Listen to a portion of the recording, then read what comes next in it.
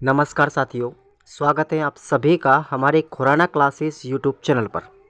दोस्तों, आज आपको इस वीडियो के अंतर्गत बीएसटीसी फर्स्ट ईयर और सेकंड ईयर का जो फाइनल लेसन होगा, यानी फर्स्ट ईयर में आपका वाइवा होता है और सेकंड ईयर में आपका फाइनल लेसन होता है। ये मान लीजिए फाइनल लेसन के नाम से ही जानते, प्रैक्टिकल के नाम से जानते, उसको क्रियात्मक अभ्यास शिक्षण के नाम से जाना जाता है।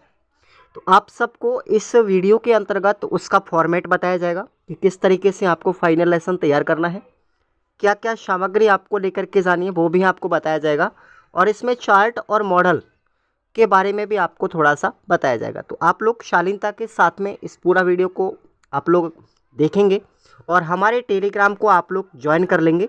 डिस्क्रिप्शन बॉक्स में आपको लिंक दिया गया है। टेलीग्राम को ज्वाइन करने का मकसद आपका ये होगा, आपको इसमें 20 तारीख से आपको रेट की रेट की आपकी क्या होगी, क्लासेस आपको मिलेंगी। इसी यूट्यूब चैनल पर क्लास मिलेंगी और आपको निःशुल्क नोट्स आपको प्रोवाइड किए जाएंगे, फ्री नोट्स पीडीएफ। ठीक है ना, नोट्स की पीडीएफ आपको बिल्कुल निःशुल्क मिलेगी, वो भी हैंड रिटेन और एकदम फुल कंसेंट के साथ में। ठीक है भाई, तो चलिएगा शुरुआत करते हैं। तो देखिए साथियों, हम आ चुके हैं यहाँ पर। देखो, फर्स्ट ईयर हो चाहे सेकेंड ईयर हो, फाइनल लेसन का प्रारूप दोनों वर्षों में एक जैसा होता है। ठीक है, अब आपको इस फाइनल लेसन की जो डायरी होती है, इसको वार्षिक पाठ योजना के नाम से, या फिर हम इसको निर्णायक पाठ योजना बोल सकते हैं।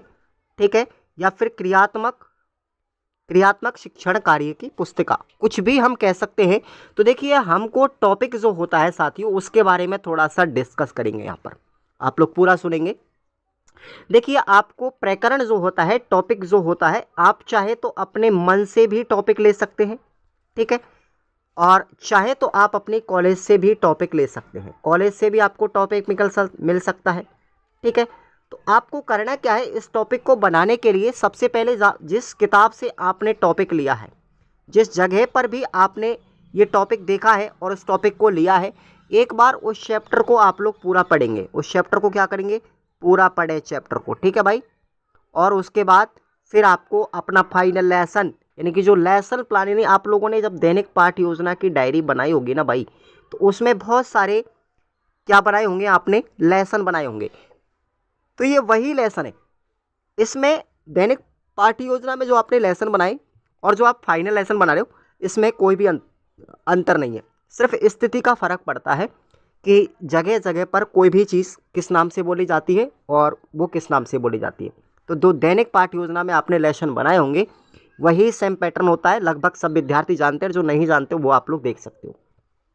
तो देखिए, आप लोग सबसे पहले अपनी डायरी के अंतर्गत इस तरीके का फॉर्मेट ये बनाएंगे। आपको विद्यालय का नाम लिखना है, जिस विद्यालय में आपकी इंटर्नशिप हुई है उसका नाम लिखना है। उसके बाद आपको कक्षा लिखना है, आपको वर्ग लिखना है, विषय आपने किस सब्जेक्ट का जो लेसन है वो लिया है, जिस सब्जेक्ट का आपने टॉपिक लिया है वो आप लोग सब्जेक्ट यहाँ लिखेंगे। उसके बाद टॉपिक का नाम क्या है। ठीक है, जैसे मैंने यहाँ पर टॉपिक आपको बता रहा हूँ संज्ञा के बारे में, तो आप लोग संज्ञा को लेंगे। उसके बाद आप लोग यहाँ कालांश लिखेंगे और समय अवधि अपनी 45 मिनट। तो ये 30 से लेकर के 45 मिनट तक हो सकती है इसकी, लेकिन आपको पढ़ाने के लिए केवल और केवल 10 या 15 मिनट मिलेंगे। सिर्फ आपके डेमोस्ट्रेशन के लिए आपको प्रदर्शन 10 से 15 मिनट करना है, केवल सेकंड ईयर। फर्स्ट ईयर वालों का जो होता है साथियों, वो वाइवा होता है, और फर्स्ट ईयर वालों से ऐसा कुछ भी आपको टेंशन नहीं लेना है। फर्स्ट ईयर वालों से ऐसा कुछ भी नहीं पूछा जाता, केवल डायरियाँ जमा करवाई जाती हैं फर्स्ट ईयर में, और बस आपको एग्जामिनर अपने टेबल पे बैठा, कुर्सी पे बैठा लेगा, स्टूल पे आपको, और आपसे एक दो सवाल भी पूछ सकता है या फिर नहीं भी पूछ सकता। दूसरी चीज़ यहाँ पर मैं बात करता हूँ अगर फीस की, तो देखो, अपनी जो फाइनल लेसन की जो फीस है ना, ये भैया फिक्स नहीं है। प्राइवेट जो कॉलेजें होती हैं, आजकल प्राइवेट कॉलेजों का बिजनेस है ये। कुछ कॉलेजें 500 रुपये ले सकती हैं, कुछ कॉलेजें 1000 रुपये भी ले सकती हैं, कुछ कॉलेजें 1500 भी ले सकती हैं, और कुछ कॉलेजें 2000 रुपये तक भी वसूल सकती हैं। ठीक है, यहाँ तक कि मैंने सुना है 2,500 रुपये तक कॉलेजों से वसूला जाता है, लेकिन ये गलत है।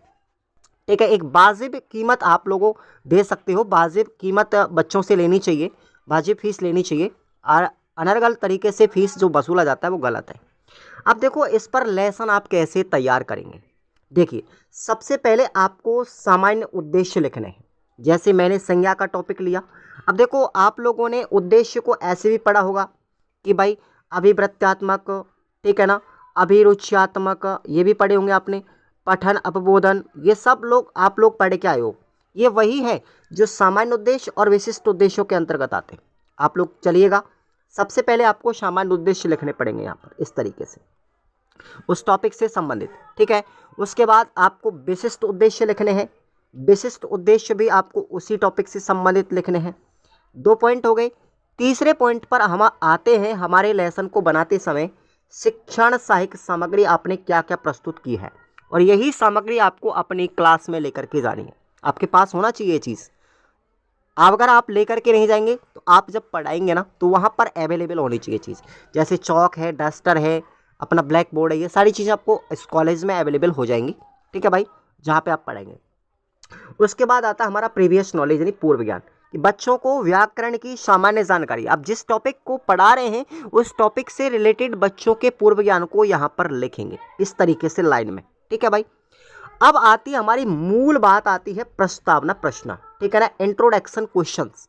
जो प्रस्तावना प्रश्न होते हैं वो आपको सबसे पहले, आपको जो टॉपिक दिया गया है, जो टॉपिक आपने लिया है उस टॉपिक को पूरा पढ़ेंगे, उस चैप्टर को आप लोग पूरा पढ़ेंगे, जहाँ से भी आपने जिस किताब से भी वो टॉपिक लिया है, चाहे आप झीलों की नगरी ले रहे हो, चाहे त्योहारों का देश ले रहे हो, ठीक है, चाहे गणित में आप व्रत ले रहे हो, कुछ भी अगर आपने टॉपिक लिया है उस टॉपिक को पूरा पढ़ें, उसके बारे में पूरी जानकारी लें, ठीक है ना। अब बहुत से बच्चे कहते हैं साहब आप हमें फाइनल लेसन की पीडीएफ भेज दो। भैया ऐसे हर बच्चे को फाइनल लेसन की पीडीएफ कहाँ तक भेजी जाएगी? आपने क्या टॉपिक लिया है मुझे क्या पता, आप बता रहे तो मुझे क्या पता कि आपने जिस टॉपिक को लिया है उस टॉपिक को मैं पूरा कहाँ से पढ़ पाऊँगा। इसलिए सबसे पहले आपने जहाँ से भी टॉपिक लिया है, आपको कॉलेज से मिला हो या खुद ने लिया हो, तो आप लोग पहले उस चैप्टर को पढ़ेंगे। उसके बाद प्रस्तावना प्रश्न आप लोग निकालेंगे। इस फॉर्मेट में आपको प्रस्तावना प्रश्न लिखने हैं। तो देखिए, सबसे पहला प्रश्न मैं संज्ञा के बारे में बता रहा हूँ। हमें शिक्षा किससे प्राप्त होती है? तो शिक्षा भैया हमको शिक्षकों से, पुस्तकों से प्राप्त होती है। मैंने इसके किस तरीके से आपको मैंने प्रस्तावना प्रश्न बनाए हैं संज्ञा वाले चैप्टर के, तो देखो। उसके बाद शिक्षक हमें कहाँ मिलते हैं? अब ये देखो, यहाँ पर आपको थोड़ा सा ध्यान रखना है कि जो पहला प्रश्न हमारा है उसका आंसर हमने ये दिया। अब जो आंसर हमारा पहले क्वेश्चन का है, उस पहले क्वेश्चन के आंसर से ही दूसरा क्वेश्चन रिलेटेड होना चाहिए। तो देखो, शिक्षकों से क्या मिलती है? शिक्षा मिलती है। तो शिक्षक हमें कहाँ मिलते हैं? कहाँ मिलेंगे? स्कूल में या कॉलेज में। अब इसी से रिलेटेड फिर प्रश्न बनाओ। स्कूलों में हमें किन किन चीज़ों से लिखना पड़ता है? किन किन चीज़ों से लिखते हैं? तो देखो, पेन, पेंसिल इत्यादि से। अब फिर इसी से अगला प्रश्न बनाएंगे। शिक्षक, स्कूल, पेन, इनका बोध कराने वाले शब्दों को हम क्या कहते हैं? देखिए, थोड़ा सा मिस हो गया।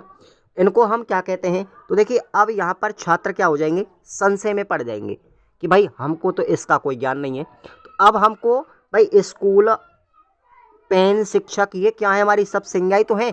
तो बच्चे इसके बारे में नहीं जानते, कोई गलत उत्तर देगा, कोई कुछ देगा। तो हमारा जो अंतिम प्रश्न होगा वो समस्यात्मक प्रश्न होगा। अब इसी प्रश्न को लेकर के हम क्या करेंगे? उद्देश्य कथन लिखेंगे, अगला पॉइंट, ठीक है। छात्रों, आज हम अपनी व्याकरण में संज्ञा का अध्ययन करेंगे।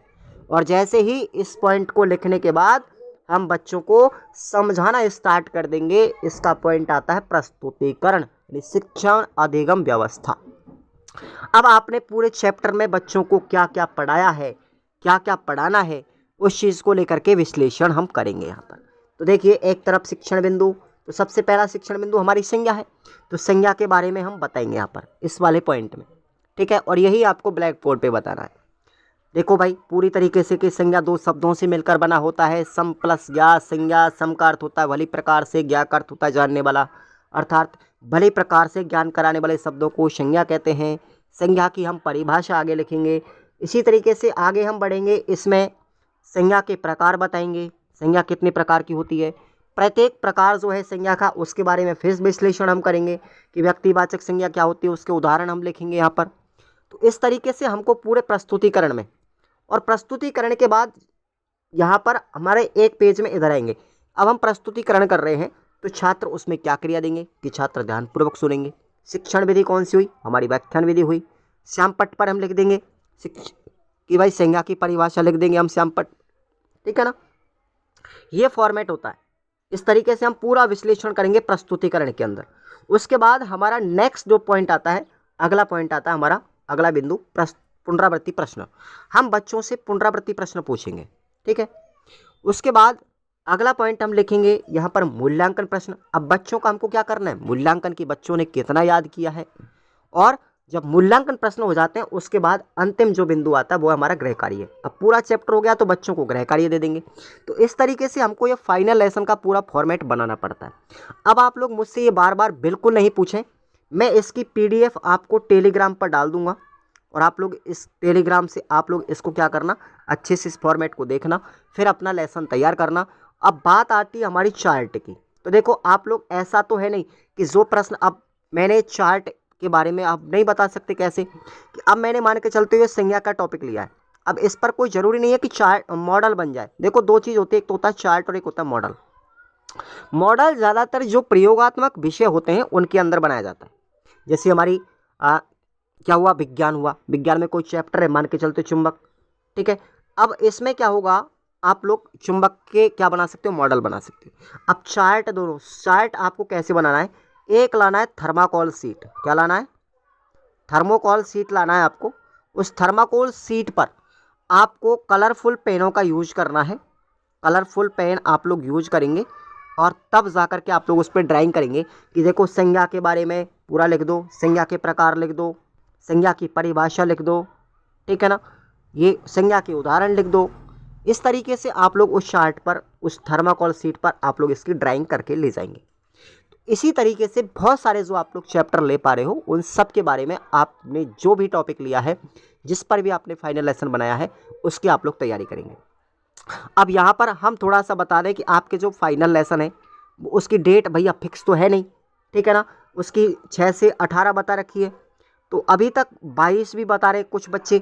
तो देखो आपको कॉलेज से या तो मैसेज आएगा या तो SMS आ जाएगा कॉलेज से, ठीक है, या फिर आपको कॉल आ जाएगी।